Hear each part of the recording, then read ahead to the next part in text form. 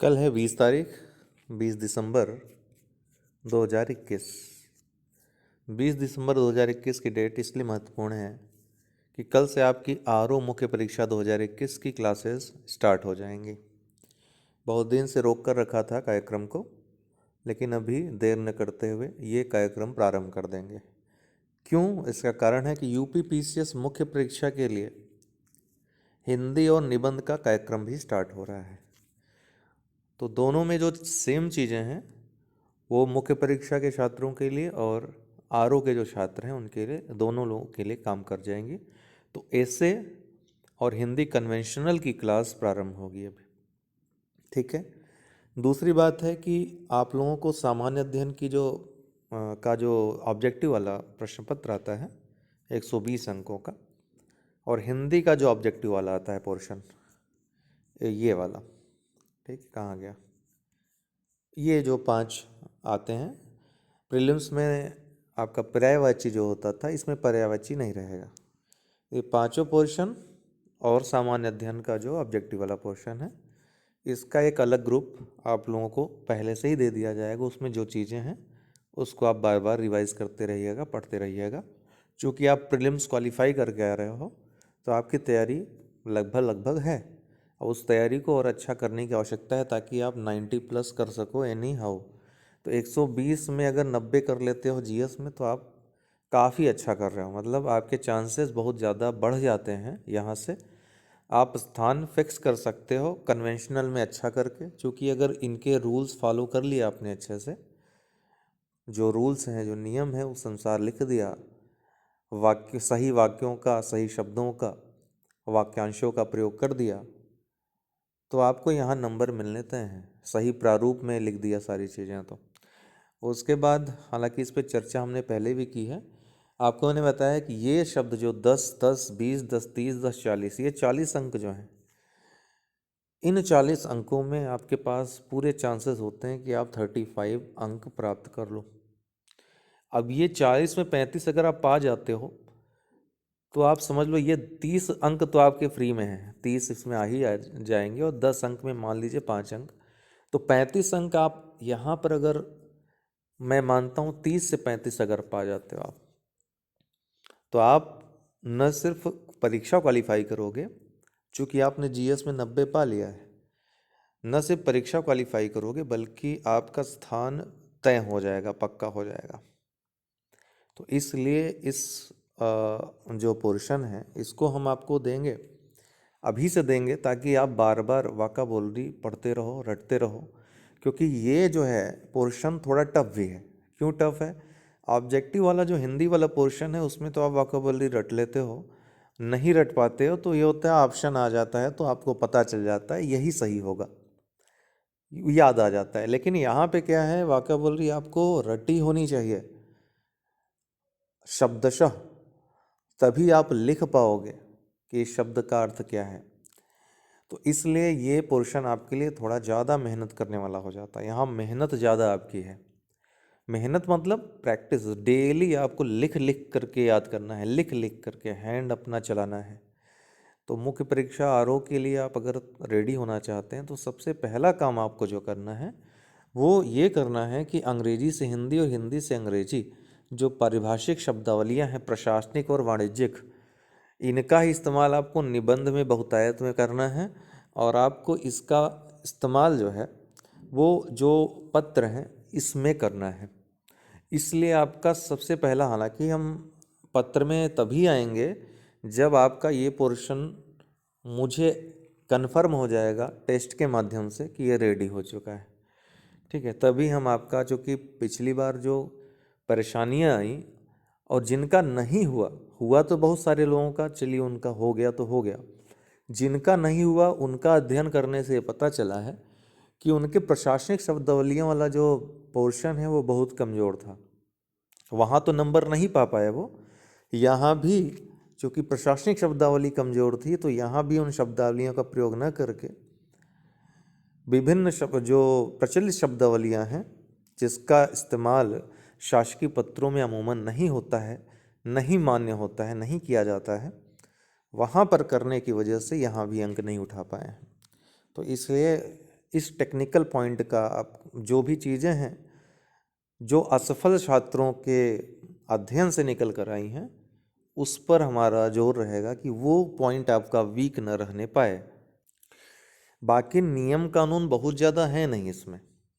नियम कानूनों की पर एक टॉपिक एक क्लास में आप अच्छे से सीख जाओगे। ठीक है, तो बहुत ज़्यादा टॉपिक है नहीं, 7-8 टॉपिक हैं और इसमें 7-8 वीडियोस में, छोटे छोटे वीडियोस में आपको रूल्स अच्छे से समझ में आ जाएंगे। उसके बाद प्रैक्टिस जितना हो सके मुख्य परीक्षा के पहले प्रैक्टिस करनी है। और प्रैक्टिस अगर हो गई आपकी, वाका बोल रही आपकी तैयार हो गई, तो ये मान के चलिए आप सिलेक्शन श्योर कर लेंगे अपना। कहना आसान है, मैं जो बातें आपको कह रहा हूँ कहने में बड़ी सरल लग रही होंगी, एकदम जलेबी जैसी, लेकिन जब आप प्रैक्टिस करोगे, जब आप डेली रेगुलर बेसिस पे समय निकालना, समयबद्ध तरीके से, व्यवस्थित तरीके से अध्ययन करना, यही आज की सबसे बड़ी प्रॉब्लम हो चुकी है। ये आज की सबसे बड़ी समस्या है कि आप जो सोचते हो कि आज मुझे ये करना है, कल मुझे ये करना है, वो नहीं कर पाते हो। क्यों? क्योंकि आपका कहीं ना कहीं जो व्यवस्था है वो गड़बड़ है, आपकी दिनचर्या गड़बड़ हो जाती है, आप कहीं ना कहीं अपने आप को व्यस्त किए होते हैं। तो वहाँ से निकलना ही पड़ेगा, सफल होना है तो। ये तो इसका कोई विकल्प है नहीं। और सफलता ही एकमात्र सफलता का एकमात्र जो स्रोत है, जो एकमात्र साधन है, वो है मेहनत आपकी। तो वो तो समर्पण के साथ करनी ही करनी होगी, चाहे यूपी पीसीएस दे रहे हो मुख्य परीक्षा आप, और चाहे ये दे रहे हो आप।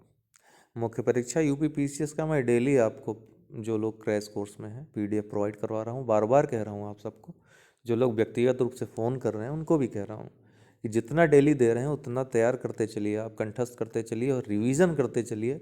पहली ही क्लास में मैंने बता दिया था, अगर उतना कर लिया आपने तो आप मेरी एक एक चीज़ को, मेरे एक एक पीडीएफ को, मेरे वीडियोस की बातों को आप याद करोगे और बहुत अच्छी आपकी परीक्षा होगी, चाहे यूपी पीसीएस दो चाहे आरओ के दो।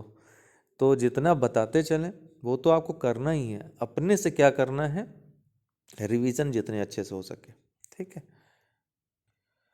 कंप्यूटर ज्ञान वाला पोर्शन, चूँकि पिछली बार जो प्रश्न पूछे, तो आधुनिक जो नई नई टेक्नोलॉजीज आ रही हैं उनको भी आप सम्मिलित करेंगे। अब परंपरागत जो आता था उसको छोड़ना पड़ेगा। एक एक अंक का बहुत महत्व है, इसलिए इन 10 अंकों को जाया नहीं जाने देना है।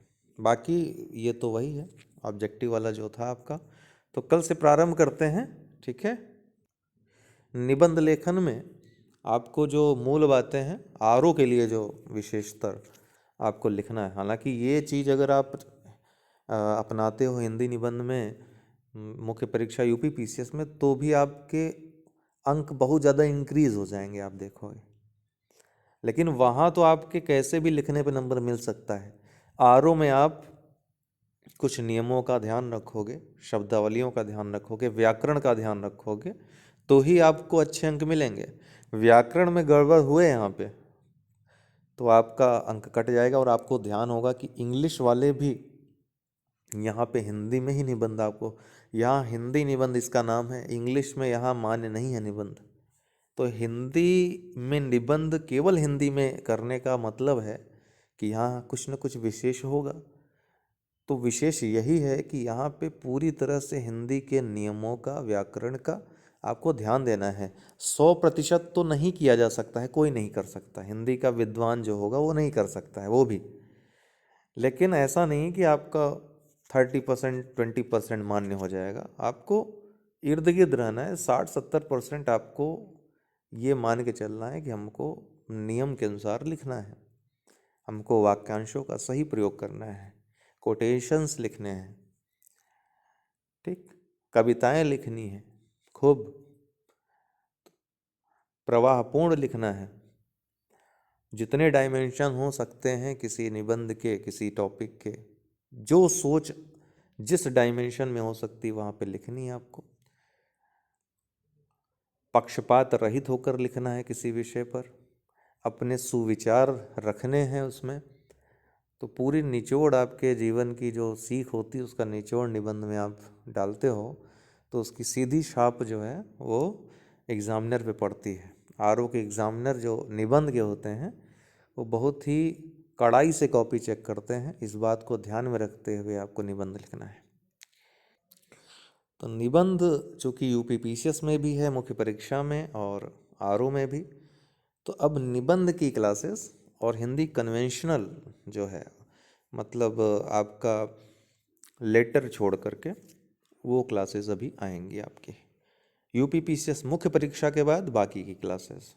ठीक है, मुख्य परीक्षा यूपीपीसीएस में जो पत्र लेखन है वो पत्र लेखन हम करा देंगे, बाकी जो आरओ के लिए है वो बाद में हम कराएंगे। ठीक है, क्योंकि बहुत सारे लोग ऐसे हैं कि आरओ की भी मुख्य परीक्षा दे रहे हैं और यूपीपीसीएस की मुख्य परीक्षा देंगे, मतलब जो श्योर हैं कि आरओ में मेरा हो ही जाएगा, उनकी बात मैं कर रहा हूँ। तो ये दोनों में काम आ जाएगा। आरओ के रिज़ल्ट के आने के बाद बहुत सारे लोग अभी रिज़ल्ट का वेट कर रहे हैं, उसके बाद अपनी तैयारी शुरू करना चाहते हैं, तो उसके बाद वो लोग जुड़ करके इन सभी क्लासेस को पुनः प्राप्त कर सकते हैं, अपना अभ्यास जारी रख सकते हैं। कभी भी जुड़ेंगे, कोई दिक्कत नहीं है। ठीक है, तो मुख्य परीक्षा क्रैश कोर्स यूपीपीसीएस और आरओ मेंस जुड़ने के लिए व्हाट्सएप नंबर है, इस पर संपर्क करके जुड़ सकते हैं। बहुत बहुत धन्यवाद।